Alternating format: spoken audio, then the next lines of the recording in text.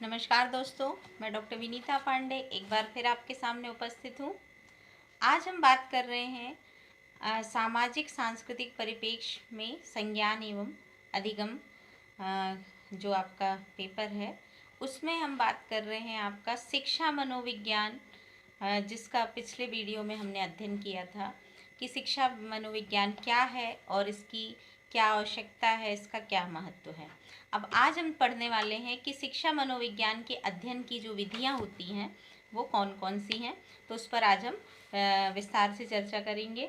तो यदि हम देखें तो शिक्षा मनोविज्ञान एक विज्ञान है। इसमें अन्य विज्ञानों की भांति ही कुछ विधियों के अनुसार बालक के व्यवहार का अनुसंधान किया जाता है, जिससे कि उनमें विश्वसनीयता, यथार्थता, वस्तुनिष्ठता और निष्पक्षता रहे। अब अगर हम देखें तो इसमें हम ये देखते हैं कि इसकी जो विधियां होती हैं जिनके द्वारा विद्यार्थियों का अध्ययन किया जाता है, तो वो कौन कौन सी होती हैं। तो सबसे पहली विधि जो होती है वो आपकी होती है आत्मनिष्ठ विधियां। तो आत्मनिष्ठ विधियां जो होती हैं उसके अंतर्गत दो विधियां आती हैं। पहली होती है आपकी अंतर्दर्शन या आत्मनिरीक्षण पद्धति और दूसरी होती है आपकी बहिर्दर्शन पद्धति।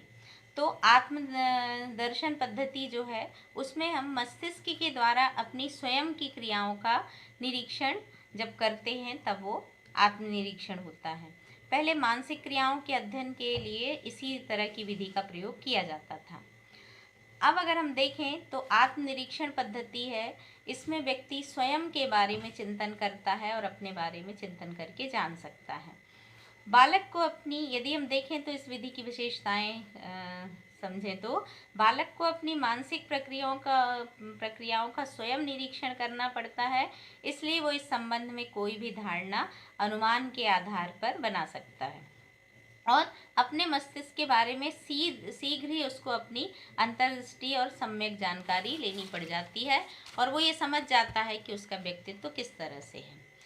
अब इस पद्धति के यदि हम गुण देखते हैं तो इसमें हम ये देखते हैं कि इस पद्धति में व्यक्ति जितना स्वयं को जान सकता है, समझ सकता है, उतना किसी अन्य व्यक्ति को नहीं समझ सकता।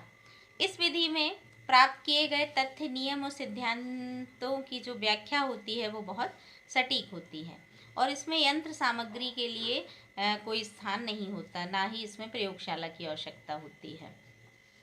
अब अगर हम देखें तो अंतर्दर्शन पद्धति के जो दोष होते हैं वो होते हैं आपके, यह विधि जो है वो अवैज्ञानिक होती है क्योंकि इसमें किसी भी प्रकार का वैज्ञानिक अध्ययन नहीं किया जाता।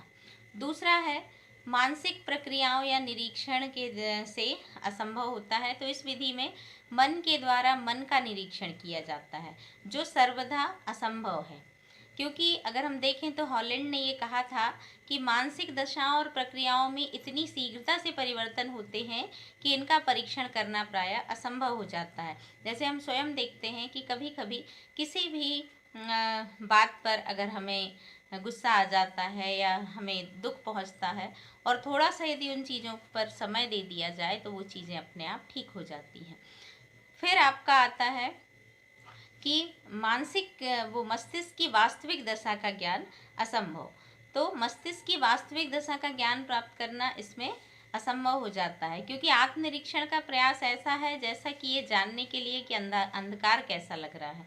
बहुत सी गैस एकदम से जल जाना या जला देना, तो ये इस तरह से आत्मनिरीक्षण जो होता है उसमें हमें अपने बारे में सभी सटीक जानकारी प्राप्त हो जाती है। दूसरी विधि होती है हमारी बहिर्दर्शन पद्धति। इसमें हम देखते हैं कि जब हम किसी व्यक्ति की चेष्टाओं, क्रियाओं और क्रिया के द्वारा उसकी मानसिक स्थिति का अध्ययन करते हैं तब हम उसे बहिर्दर्शन कहते हैं। मतलब इसमें हमें किसी दूसरे का अध्ययन करना होता है और जब हम देखते हैं कि व्यक्ति रो रहा है, उसके आंसू टपक रहे हैं, तो हम समझ जाते हैं कि वो अंदर से दुखी है। इस पद्धति के जो गुण हैं वो पहला है कि बाल अध्ययन के लिए उपयोगी होता है। इसका प्रयोग हम विद्यार्थियों के लिए कक्षा के मैदान में, खेल के मैदान में और परिवार में इस तरह से कर सकते हैं। फिर आपका होता शिक्षा में वांछनीय परिवर्तन। तो निरीक्षण के परिणाम स्वरूप प्राप्त होने वाले जो निष्कर्ष होते हैं उस पर विद्यालयों में अनेक परिवर्तन किए जाते हैं।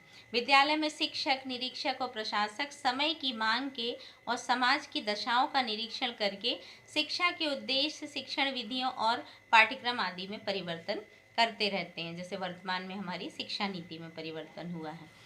अब अगर हम देखते हैं तो बहिर्दर्शन जो पद्धति है उसके जो दोष निकल के आते हैं वो ये है कि असत्य निष्कर्ष। इस विधि में जिस व्यक्ति के व्यवहार का निरीक्षण किया जाता है वह स्वाभाविक होना आवश्यक नहीं हो पाता है। बालकों के अध्ययन में उसके व्यवहार के कारणों का पता लगाना और निष्कर्ष निकालना बहुत कठिन होता है।